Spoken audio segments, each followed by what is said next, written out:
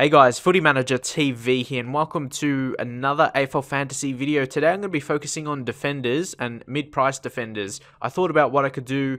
Premiums, you know your style. Premiums, you're going to go with your options. I don't really need to give you feedback on those. I don't need to give you reasons to get McVeigh or Mitchell or Bartel. You're going to go with any of those who you think is better, to be honest. But the mid prices is where you're going to get the value for your team. And the rookies, to be honest, I'll be honest, I don't really know too much about rookies unless they're a high draft pick. But you know, this year, the high draft picks, they are even more elevated in a higher price. So, because I don't really cover, I don't really watch too much of the under 18 competition. I'm not someone who's going to go out and watch those matches consistently. So I don't know too much information about those.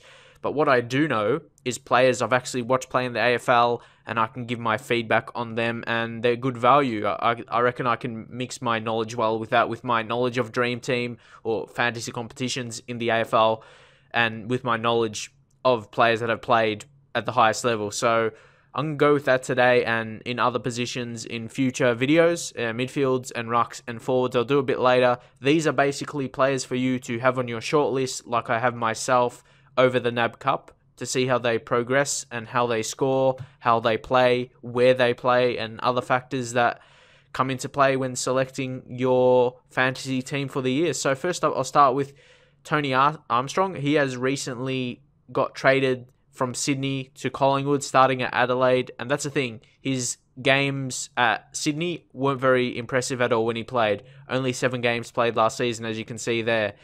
Last 5 round average, 57. That's not someone that's that's not something that's gonna impress you and want you to get him in your team. But his previous year at Adelaide, again, he played limited amount of times, but then again, he actually got some good scores. He had about 4 or 5 scores in the 80s and 90s in his final games for Adelaide, and he played about 7 or so in that season as well, the year before he transferred to Sydney or got traded to Sydney. So he's a decent one to have on your radar. He's definitely on my radar. He can score, but I'm not sure if he's capable of posting hundreds, but he is capable. He does have it in him, at least from what I've seen anyway, to score some 70s and 80s and 90s consistently. So it'll be interesting to see how it goes in the NAB Cup, and especially for Collingwood. You know, they've always had that type, a running defender. So again, it will be interesting to see how he plays, and he's someone definitely on my radar for those reasons. Next up, we have Ben Sinclair of Collingwood, who's coming into his 4th season of AFL now. That's when you would expect a player, if he's going to be a key player in the AFL, that's when he's going to start doing it. 3rd or 4th season, 4th season for him. His 1st season, he only played like 4 games or something. So yeah, I suppose that doesn't really count. But yet again, it's coming under another pre-season he's getting. So he could become a good player. But the most reason why I put him in here, he was really impressive for me whenever I watched him play, regardless of actual Dream Team or fantasy scores. He was good. He got the ball decently, decent amount of possessions. And he actually did get, I think he played 15 games last season, actually 18 games the previous season. Last season, he scored 4 times above 75 and 1 in the 80s. So that's a little bit of something that would impress me. No doubt he's impressed me the way he plays and gets the ball, but also he has a slight hope. He's shown that he can get some decent scores. Of course, that's just 4 scores above 75 out of 15, but still it's signs that he can improve, and it's definitely a warrant in my selection just on my shortlist and watch list to see how he goes in the NAB Cup. So hopefully he's someone you could choose or just look out for. I don't want to show all the players I have. I want to have a standard chance of winning, of course. I play to win the big prize in all competitions. So he's someone to look out for going to his 4th season of AFL. And next to him, Sam Colquhoun of Port Adelaide played his 1st season last year. I see 8 games played, not too many, but Port Adelaide definitely have a youth policy and it showed well last season. A lot of young players doing well, but why I put him on here, in his under 18 competitions before he got drafted, of course, he was a ball magnet, and he got definitely heaps of the ball, and it definitely shows there in his last 3 round average. He's got 80 in his last 3 rounds, so that's something to be on the lookout, and that definitely caught my attention in selecting him for the minute. Of course, when you have all these players here, you're not gonna select more than 2, and especially with some other ones. I don't want to mention other names, of course. There's some K1s. But, of course, you want to get your good premiums in there. Obviously, a lot of people are going to have Mitchell and... Where is he? Yeah, McVeigh. And even Bartel as well. So, it's hard to say. You probably only be able to fit one in. And again, like, there's Suckling as well. He's a guy you would look out for. No doubt he's a good fantasy player. But there is a chance coming back from injury. And now with Brian Lake at the team, obviously didn't play with him last year. But when he was good, it wasn't when Brian Lake was there. So it'll be interesting to see how he fit in. So I might not go with Suckling, especially for the first round. He might start as a sub or something. So you've got to be wary of that. So yeah, Colquhoun, he's a decent player, but going into his second seasons can be a bit worrying. But I just want to see, he's here basically because I want to see how he goes in the NAB Cup and just to look out for him because he is a ball magnet and see if he will actually translate that into AFL. He got some decent scores last year, and again, like you saw by the last 3 games, average of 80, it's not too bad. And next up is Aaron Mullett of Kangaroos or North Melbourne. He's actually really surprising. He's definitely will be a unique one. He'll go under the radar a lot because of his overall average. It was a 74, but it was he's got some very convincing scores. He got 10 times over 75 throughout the season, played 22 games, and including 2 scores over 120, and also picked up another 100, believe it was 102 and 98. So he got around those 4 around that price. So he looks like a really dangerous prospect with those 2 scores above 120 and 10 over 75. That's very appealing, especially when you can post those big 120 scores more than once. He did it twice. So that's very, very impressive for me. And he looks like a really, really promising prospect for this season. I'm really excited to see what he can do in the NAB Cup.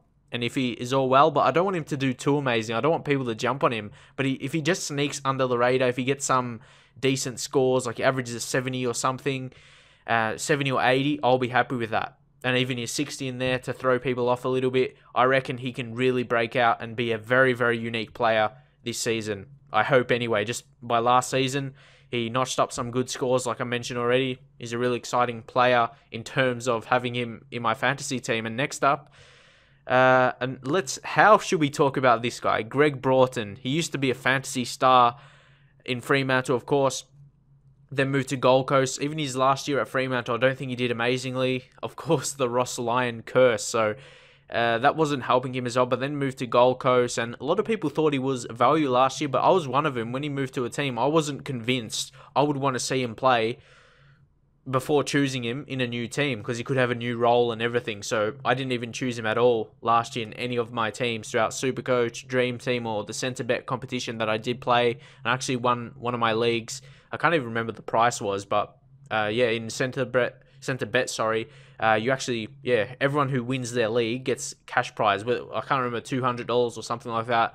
But nonetheless, I did win that and it was pretty good. But I think it was just over your overall score. Who finished first in the overall score? It wasn't even a ladder. No one was playing against each other. It was just the overall scores, I think, the way it ended. But anyway, moving on from that, he's in there. And also, the last one here, at least in the team, the 2 on the bench you see here, it doesn't matter if they're bench or not. Don't take that into consideration. They're still in the same boat as the others, still on my shortlist. But anyway, another ex-fantasy player, at least a good fantasy player, fantasy relevant, premium, whatever you want to call him, Sam Fisher. I believe he got injured last year, only played up to round 10, and he actually had some decent scores as well. He wasn't bad. Again, he had some of those scores in the 70s and 80s, but then he had some bad ones as well, like in the 50s, 60s, that. So he's still one to look out for because, he used to have some quality. He was always a good player in the past years, like a couple of years ago. He's a guy you would pick in your team, to be honest. You see there, last 5-round average was a 73 compared to his overall average of a 68. So he still has some value there. It will be interesting to see how he does over the NAB Cup. He can get those +6s in defense, if you will, with the marks and kicks. He can rack those up. And he only played 9 games last season, so his average is definitely misleading. And like I said, he had some 70s in there. So he's still another player you should keep on your radar for now, at least.